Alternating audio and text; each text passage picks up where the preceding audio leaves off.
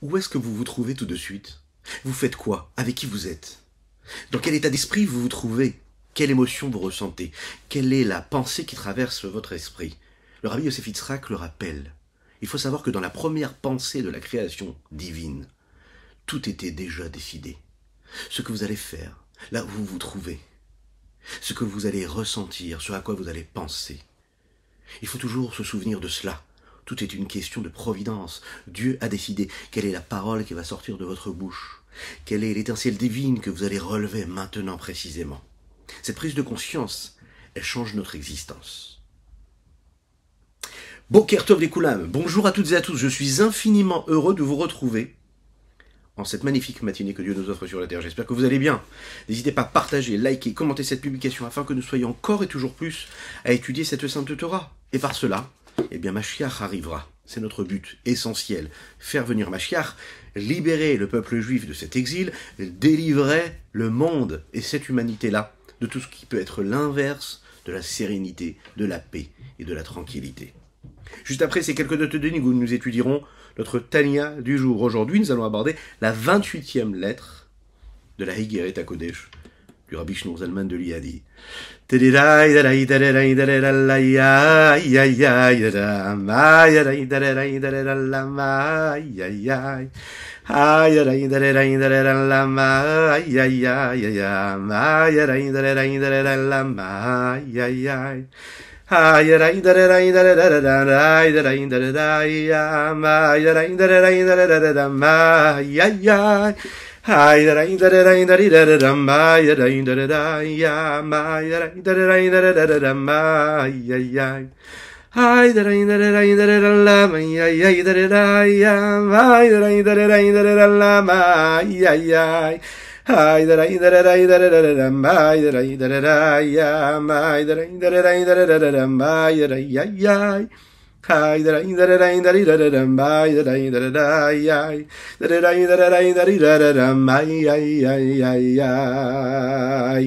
Nous étudions aujourd'hui pour la Refoua chez les Ma de notre cher Shlomo Dre Ben Solika. C'est très particulier. Il faut vraiment penser à lui. Il a besoin d'une guérison. D'accord? Complète. Hachem, il va lui envoyer la guérison. Il faut savoir qu'il fait partie de nos fervents élèves. Il nous suit avec force et courage. Il s'investit énormément dans ce moment de Torah. Que Dieu le bénisse pour cela, qu'il lui envoie une véritable refoua chez les mains. Dites Amen là où vous êtes. Amen ve Amen. Également, nous étudions pour la refoua chez les mains de Avraham Nissim Ben Sultana. Qu'Hachem envoie un miracle et qu'il soit guéri. Et nous étudions Leilou Nishmat, notre cher jeune homme, Nathan Avraham Ben Yosef Verina Fitoussi, qu'Hachem fasse que ces mots de Torah puissent être une source d'élévation pour son âme et de bénédiction pour toute sa famille, de force et de courage. On me demande pourquoi est-ce que je parle de ce jeune homme. Eh bien parce qu'il y a quelques années, j'ai eu le mérite et la providence divine de participer à sa bar mitzvah avec une grande émotion, donc de penser à lui, ce jeune homme-là qui nous a quittés il y a quelque temps. Aujourd'hui, nous allons aborder dans cette lettre-là, la 28e, une question assez particulière, qui est, qu'est-ce que peut engendrer un tzaddik qui quitte ici-bas sur ce monde-là? C'est la suite de ce que nous avons vu hier, qui parlait de la lettre que le Admor HaZaken, Rabbi Shneur Zalman de Liadi, a envoyée au Rabbi Levi Yitzhak de Berditchev. Cet auteur-là, du Kedushat Levi, ce grand sage, ce grand maître, ce grand tzaddik, quand il a perdu son fils, le Rabbi Rav Meir, il nous a parlé de ce qu'un tzaddik faisait pendant toute sa vie. Qu'est-ce qui le définissait? Qu'est-ce qui l'engendrait de manière kabbalistique? Quelles étaient les conséquences spirituelles de sa vie, de ses actions, de ses mitzvot, de ses élèves? Mais aussi, de qu'est-ce qui se passait quand il quittait ici-bas ce monde, ici-bas sur Terre? Il y a une notion que nous appelons le Mazal Hashemini. Qu'est-ce que c'est le Mazal Hashemini? On va en parler tout de suite dans cette lettre-là. Mais avant cela, parler de cet enfant-là qui se nourrit de ce que sa maman peut lui donner. Par définition, elle aimerait lui donner tout l'amour du monde, elle lui donne. Elle aimerait lui donner tout ce qu'il peut prendre, tout ce qu'il peut manger, ce qui va lui permettre d'avoir une bonne santé, ce qu'on souhaite à chacun et chacune. Mais c'est l'influence qu'une maman donne à son fils, ou à son enfant, c'est une influence qui est contractée, condensée, qui est adaptée. D'accord? Il va prendre le petit biberon, et puis ce sera vraiment des petites gouttes qui vont tomber. Si le biberon a une ouverture un peu trop grande, eh bien l'enfant n'est pas tranquille, il ne peut pas boire comme il faut, ça peut être même dangereux. Donc il faut trouver la bonne tétine avec la bonne taille, et petit à petit il pourra recevoir. Et parce qu'il reçoit de manière condensée et adaptée, alors là il peut se nourrir comme il faut. Alors, il faut savoir que l'influence ici dont nous parlons, c'est le sens profond de ce que peut être la chorma qui vient du Hatzilut. Nous avons parlé des différentes places et différentes facettes que peuvent avoir toutes les différentes sphirotes. Les séphirotes, au nombre de 10, elles apparaissent dans chacun des mondes. Avant d'apparaître dans le monde de Assia dans lequel nous nous trouvons, elles apparaissent dans le monde de Hatzilut, et ensuite dans le monde de Bria, et ensuite dans le monde de Yetzira, ensuite dans Assia. Dans le monde d'Hatzilut, il y a une forme de chorma qui est là, qui est présente. Elle n'est pas considérée comme une force qui est dévoilée, c'est ce que nous appelons, nous l'avons vu hier, la chorma stima'a, une sagesse cachée. C'est la raison pour laquelle, par ces chemins-là, par ces situations très particulières, et lors de ces situations très particulières, il peut y avoir un lien direct entre cette sagesse-là qui est appelée la chorma stima'a, cette source première de la chorma, et là, cette chorma stima'a qui se trouve où ça, dans la Keter, dans le Keter, dans la couronne qui précède et qui est au-dessus de toutes les séphirotes, elle va engendrer ce flux-là et ce rayonnement de lumière dans les différents mondes, et grâce à cela, et parce que ça vient de ce niveau très très élevé, alors il peut se passer quelque chose de très particulier qui est le birour, le raffinement. On va réussir à purifier quelque chose de particulier. On est capable même d'aller chercher quelque chose qui dépasse le niveau de chorma qui se trouve dans le Tzilut. La preuve, c'est que, nous l'avons dit hier, cette petite rosée-là est en mesure de purifier celui qui a touché une personne qui n'est plus vivante, qui est là, en fait, à toucher une impureté réelle. Elle a aussi la possibilité, cette petite rosée-là, cette eau-là, qui vient du niveau le plus élevé, qui correspond à cette sagesse cachée qui est au-dessus même du monde d'Hatzilut, de pardonner les fautes d'un homme. C'est ce que faisait la cendre de la para-adoma qui était mélangée à cette eau-là. À tel point qu'on est capable même de réparer les clipotes atméot, les écorces d'impureté totale, qui sont même, bien sûr, bien plus basses que la clipat noga.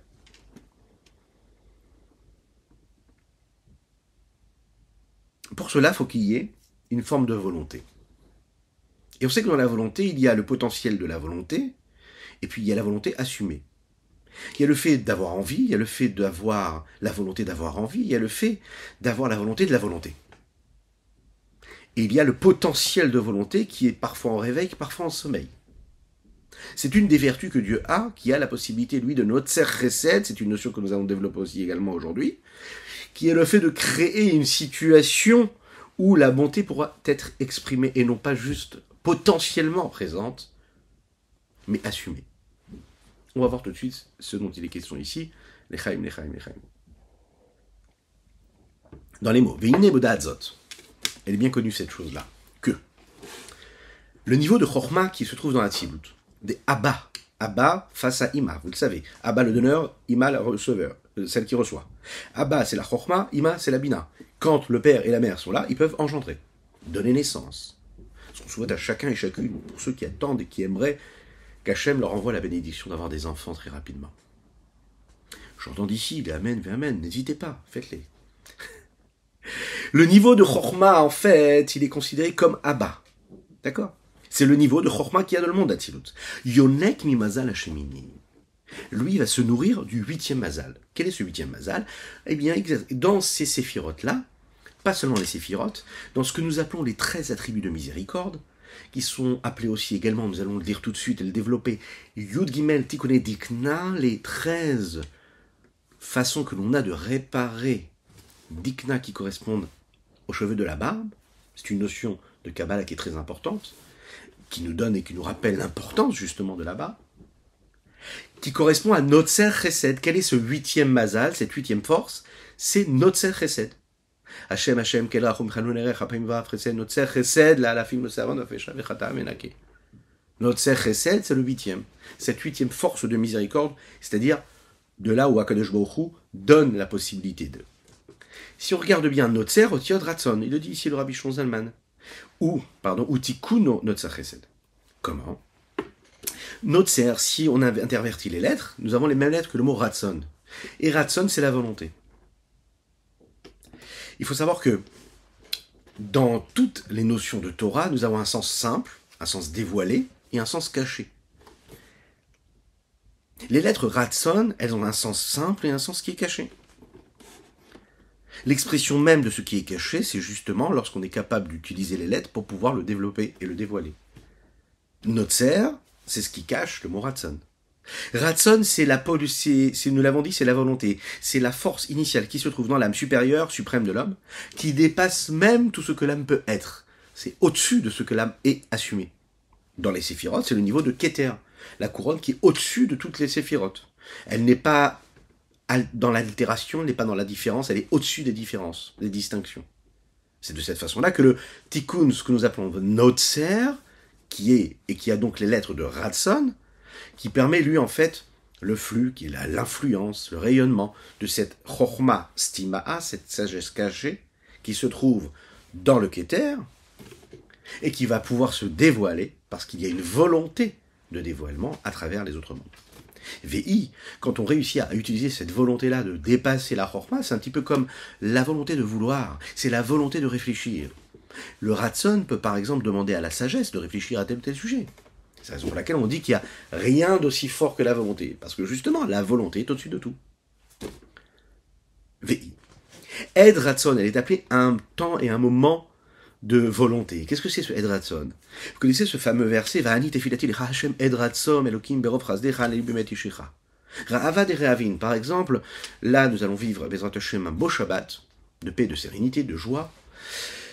Entre Mincha et Arvit, le samedi, c'est-à-dire le Shabbat, pendant la journée du Shabbat, on dit que c'est un moment qui est très très très élevé. Ra'avad et Re'avin, c'est appelé. C'est un moment où il y a une puissance, il y a une présence, il y a une lumière céleste qui descend ici-bas sur terre, qui est très très grande, très élevée. Nous appelons ça aussi un moment qui est appelé le Ed Ratson, un moment de volonté. On va comprendre ce que ça veut dire. Le moment, par exemple, où on fait la prière de la Neila, Yom Kippour, c'est appelé aussi un Ed Ratson. Il y a des moments particuliers dans l'histoire du peuple juif, dans l'histoire de l'homme, dans son quotidien, qui sont appelés des Ed Ratson. Ed Ratson, ça veut dire c'est un moment où je crée une situation où Dieu m'est favorable, où il va pouvoir entendre ma prière. Pourquoi? Parce qu'à ce moment-là, c'est le Ratson, c'est le temps de la volonté. Le temps de la volonté qui s'exprime, qui est au-dessus des considérations. C'est pas une question de temps, c'est une question de situation qui peut être créée par différents éléments qui vont s'associer et qui vont donner naissance à cette situation-là. Une personne, par exemple, qui prie de tout son âme, de tout son corps, de tout son être, qui déverse son âme dans la prière, elle pense à chaque mot qu'elle dit. Elle sent et elle ressent la présence de Dieu. Elle se sent élevée. Elle sent qu'elle s'élève. Ça manque à Ed Ratson. Il y a cette émotion-là, il y a cette concentration-là, il y a un moment où l'homme, par exemple, va donner son âme, va donner sa vie pour Dieu. Il se met complètement de côté, il se met complètement en retrait. Il fait quand même ce travail-là de se dire que son obsession, c'est de sentir qu'il est en train de raffiner les étincelles divines qui se trouvent ici-bas sur Terre. Peu importe ce qui va se passer autour de lui.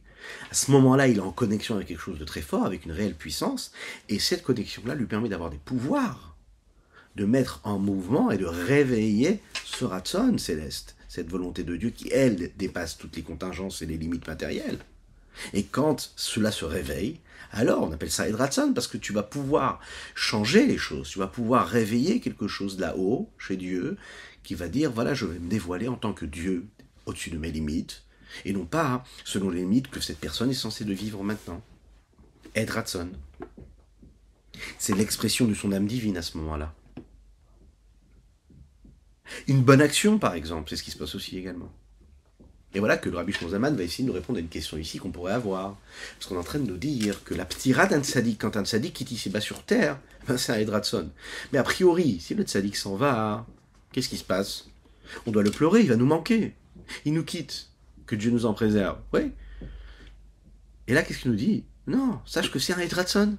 C'est un moment de grande volonté, un peu comme quand quelqu'un il fait une grande mitzvah et que là, il a ouvert les portes du ciel et il peut demander ce qu'il veut.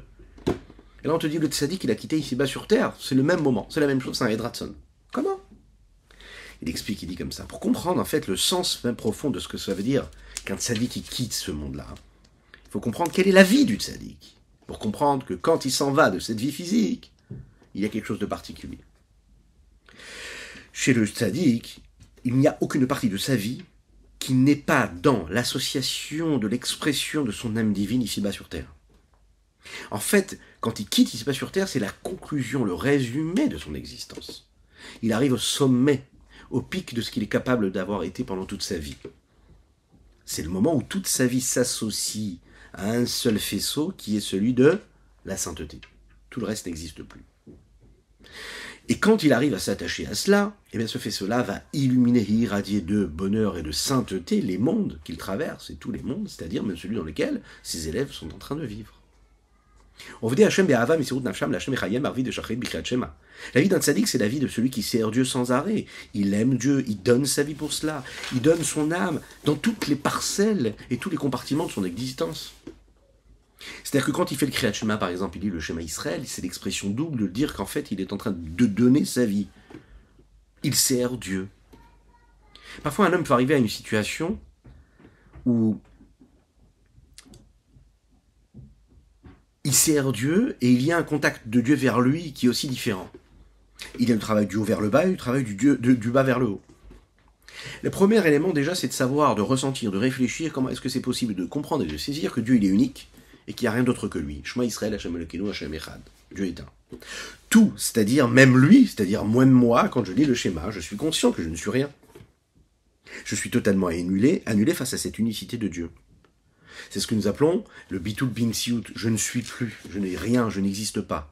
Ce que nous appelons aussi également la ichuda ilaha, l'union supérieure, suprême. La deuxième niveau, le Rabbadin Even Israël l'explique de cette façon-là en parlant de Ve'afta et Hashem lokecha vechol levavecha ou vechol nafshecha. Tu dois aimer Dieu de toute ton âme. Même si, afilo notel et nafshecha, même si il te prend ton âme, que Dieu nous en préserve. Parce que le fait de donner son âme, c'est de donner sa vie. C'est la capacité que l'on a de comprendre que toute notre existence ici-bas sur Terre, je peux continuer à être vivant, et comprendre que j'ai donné mon âme. Qu'est-ce que ça veut dire que j'ai donné ma vie? C'est-à-dire que toute ma vie, elle est consacrée à quoi? À la sainteté. Je me sens exister à travers la présence d'Hachem. Chez disait, grâce à ce Messirut Nefesh que l'on est capable d'avoir pendant le Kriyat Shema, vous en souvenez, hier on a parlé qu'il y a un travail. Il faut élever tous ces eaux féminines, c'est-à-dire tout ce qui représente la réception des étincelles divines qui se trouvent ici-bas sur Terre, afin, par cela, parce qu'elles sont en bas, dans les éléments inférieurs de ce monde-là, elles sont cachées à travers ces étincelles divines qui y sont cachées. Ces vitalités-là, quand on réussit à les élever, on les libère de tout ce qu'elles ont, c'est-à-dire de ce qu'elles sont à travers ce qui existe ici-bas sur Terre, à tous ces éléments, à toutes ces choses à lesquelles on donne de la force, de la puissance, de l'existence, alors qu'on sait qu'en réalité elles ne sont rien si ce n'est cette vitalité qui les fait vivre. Et quand on les ramène à leurs conditions initiales, qui sont justement, c'est-à-dire ces étincelles divines, mais quelque part, c'est une forme d'expression personnelle de donner sa vie. Quand un homme il est capable de mettre de côté tous ses sentiments, toutes ses émotions qui sont autres que celles de parler de Dieu, de ressentir Dieu. Je ne suis rien d'autre que ça. Je donne ma vie à ce moment-là. Je donne ma vie. Je me consume. Je m'inclus complètement dans l'unicité même de Dieu. C'est la même chose quand il va étudier la Torah, le tzaddik.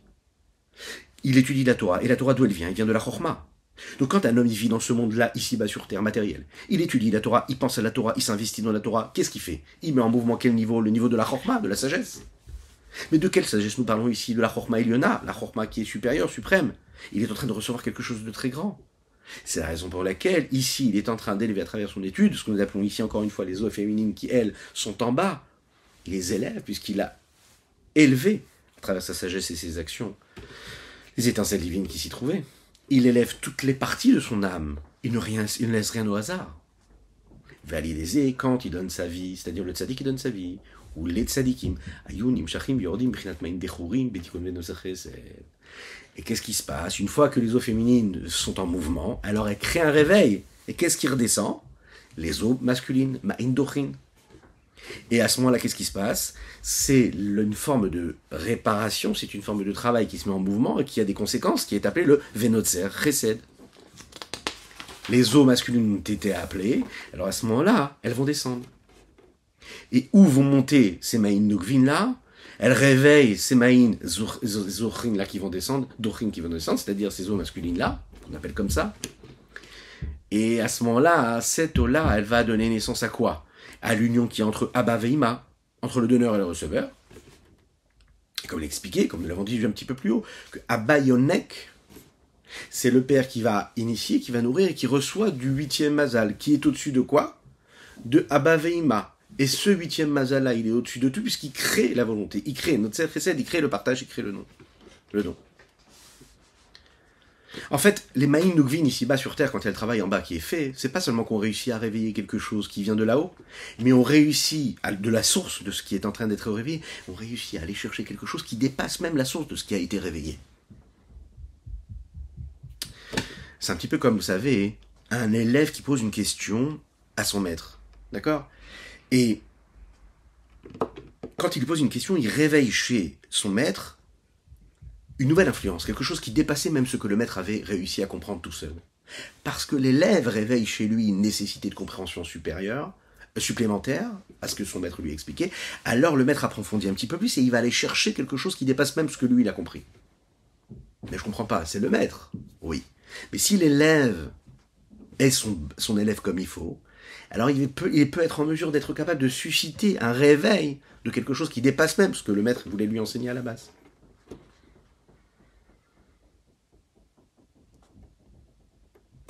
Quand deux personnes se parlent, eh bien, ils sont en mesure, parfois, parce qu'il y a une discussion et un partage, de réveiller quelque chose de nouveau. Parce que c'est énoncé distinctement. Ça réveille quelque chose, une idée. Quelque chose de nouveau.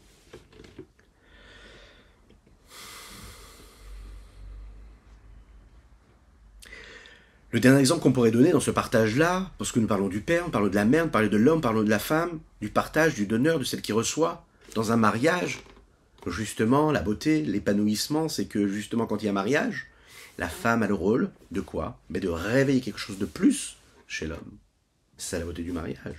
Quand chacun est dans son rôle, que l'homme il est celui qui donne, la femme est celle qui reçoit, parce que c'est comme ça que ça a été voulu par Dieu, la nature physique le montre, la nature de ce que l'homme a pour mission, de ce que l'épouse a pour mission. C'est cela. On n'a pas voulu changer, mais à chaque fois qu'on veut changer, ça ne marche pas du tout. Tellement que quand, par exemple, un homme il arrive chez lui à la maison, il n'a pas ce qu'il veut. C'est pas comme il s'attendait à ce que c'est. Eh ben, nos Chachamim nous disent, et un visage rayonnant, rappelle-toi que tu dois toujours être toi le donneur. Et il se passe quelque chose d'énorme, c'est que quand l'homme continue à être le donneur, il va susciter le réveil de l'épouse, qui, elle, va être dans son rôle, et quand elle est dans son rôle, il y a un jaillissement, un débordement de chesed qui va aller donc sur le mari. Et là, à ce moment-là, il recevra beaucoup plus, et lui-même sera donc élevé à un rang et à un niveau qui est plus élevé, qu'il ne soupçonnait même pas. Pourquoi? Parce que c'est ce qu'on est en train de nous dire ici. C'est-à-dire que je vais aller chercher quelque chose qui dépasse même les limites. On va aller chercher un niveau qui est avant le niveau des distinctions, des séphirotes, des traits de caractère et des vertus.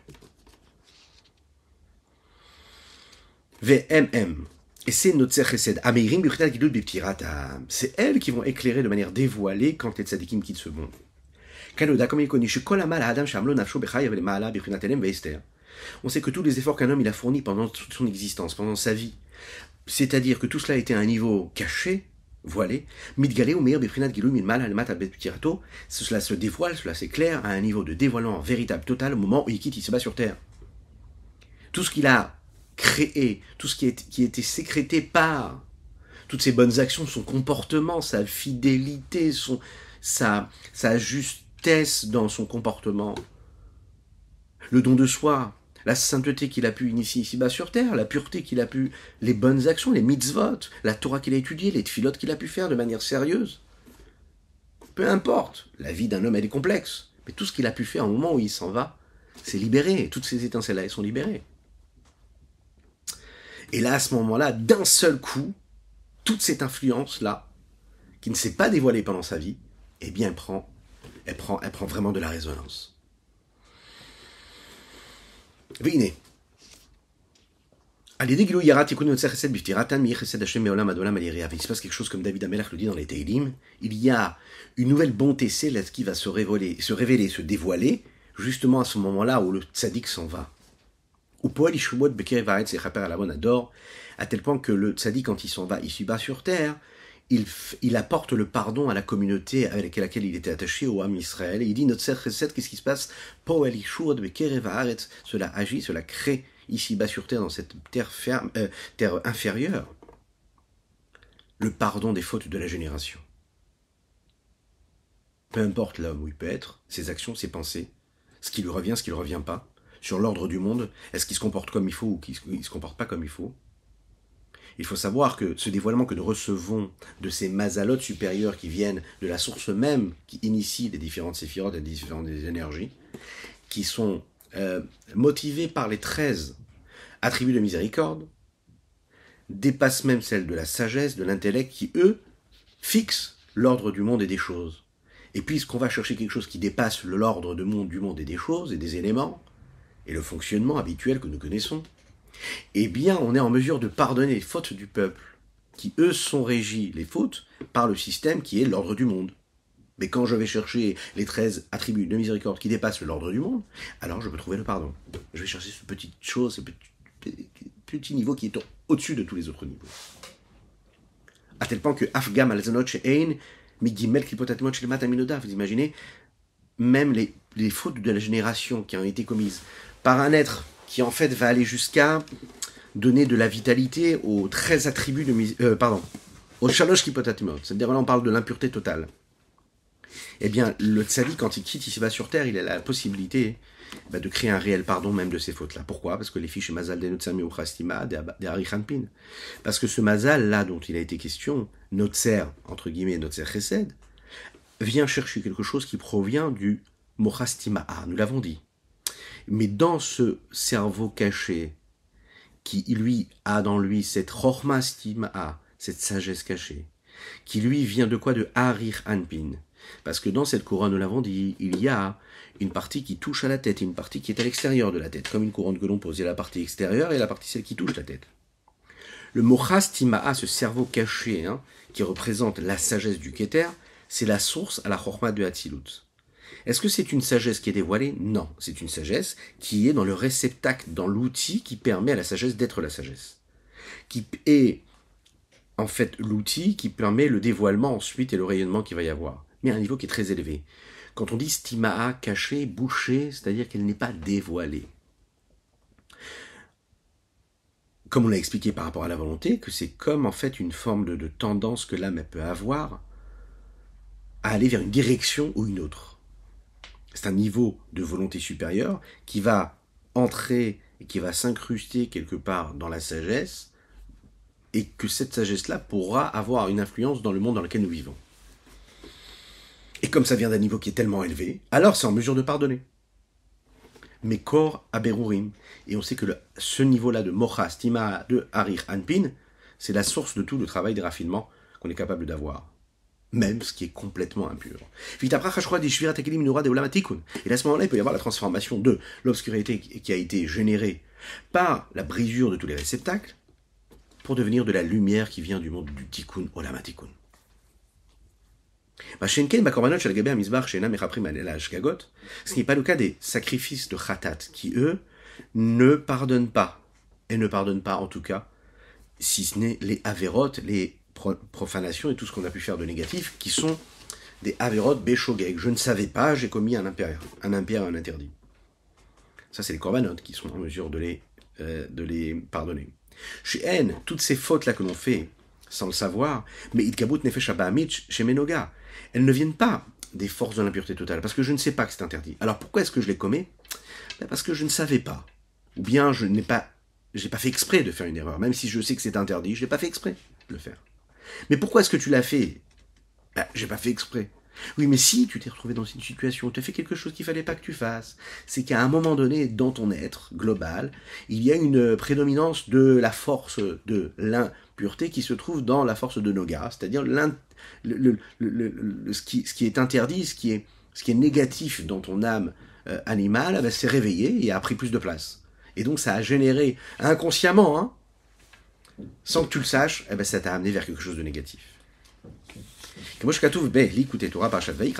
c'est expliqué dans le Likutei Torah de la Parashat Vayikra.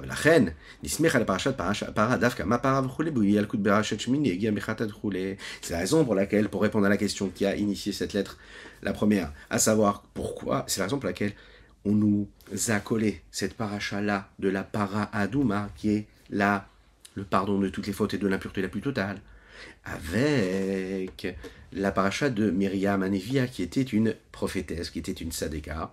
Et de là, on peut apprendre, de la même manière que la para Hadouma, elle pouvait purifier une personne qui s'était rendue impure en touchant un être qui est non-vivant. Alors la même chose, le tzaddik, quand il s'en va ici-bas sur terre, eh bien, il pardonne toutes les fautes qu'un homme peut commettre, même les fautes les plus inavouables. Que Dieu vous bénisse et qu'il vous protège, c'était le Tanya du jour. Je vous invite à le partager, il est essentiel. Et je vous souhaite un excellent Shabbat. De paix, de sérénité, de joie, de bonheur véritable, dans la largesse matérielle et spirituelle. Que Dieu vous bénisse.